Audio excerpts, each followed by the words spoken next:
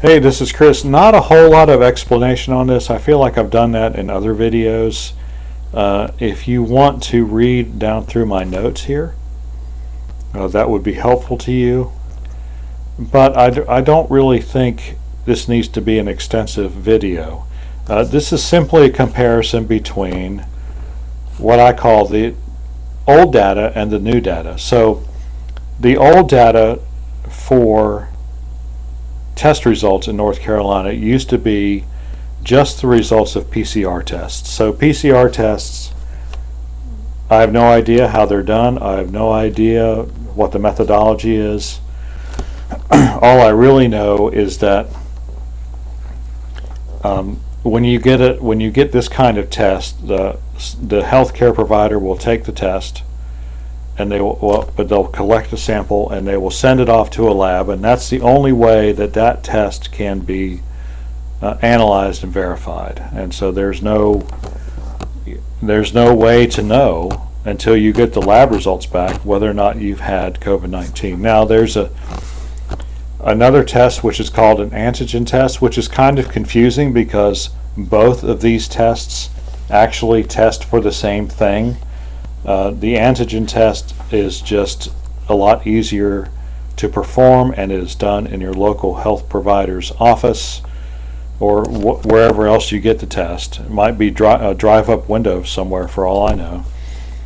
But you get the test results back very quickly. Maybe not quite as accurate as a PCR test, but still very helpful. And so the NCDHHS, I always have to pause because it's so many letters, right? North Carolina Department of Health and Human Services has decided to start combining the results of these two tests. Previous to September 25th, 2020, they only reported the results of PCR tests. And so in other words, a lab or a hospital or whoever was officially responsible for analyzing the test results would report to the Department of Health and Human Services. Now, and they did not do antigen test results because there was not a reliable way, evidently, of reporting those results. Evidently now they figured it out, and so I'm not quite sure of the procedure. Maybe local health care providers have gotten plugged into the computer system at the Department of Health and Human Services, and so they can automatically report these tests just like the labs already do. Not really totally sure how that whole reporting system works, but evidently the state is comfortable that the reporting is accurate enough and quick enough to be of some use, and so they have decided to start combining the results of both tests.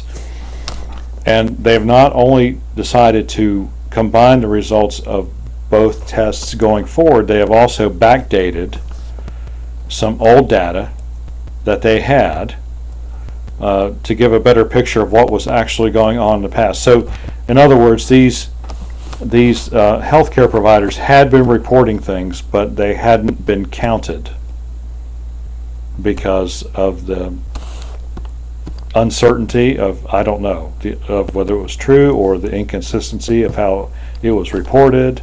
I don't know, but anyway, the old data is represented by the blue line, and so that's what we had prior to September 25th.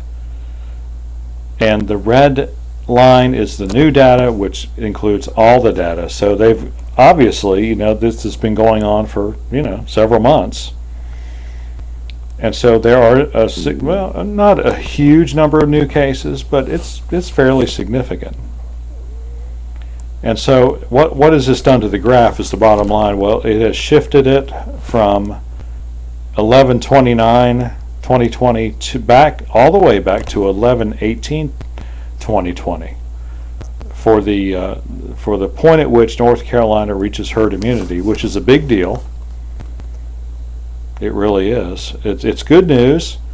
The death rate continues to be less than 30 people a day. So even though there's been a jump in the number of reported cases, and not a real jump, but a more accurate reflection of what the number of cases were before September 25th, the number of deaths has not climbed in any significant way. So that is very important.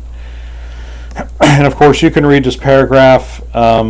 You take the study that now both peer-reviewed from Karolinska Institute in Sweden and the Journal of the American Medical Association Internal Medicine. That both of these things are peer-reviewed. You have to kind of put them together and kind of come to your own conclusion. But the serological testing that was performed, that was studied by JAMA, that's what I call them because it's cool, indicated 10 times the number of confirmed cases in regards to how many cases have there actually been. So JAMA said it's probably at least 10 times more. So in other words, if we've had 200,000 cases in North Carolina officially reported, we are really more at the level of 2 million cases. And you put that together with the Karolinska study, which says that, and I'm just heavily paraphrasing, please go read it for yourself.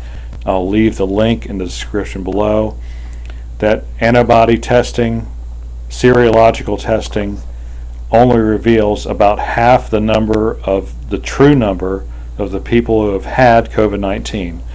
So in other words, that's where I get the 20 times number. So antibody testing says 10 times more. T-cell testing says 20 times more. We have probably had almost nearly 4 million cases in North Carolina, which means we are well on our way to herd immunity, which is what this graph illustrates. All right, I will leave you the links. Think for yourselves, please. Facts over fear. If you have any questions or comments, leave them in the section below. Like and subscribe. We really do appreciate it when you do. And we will see you on the next fact-filled video.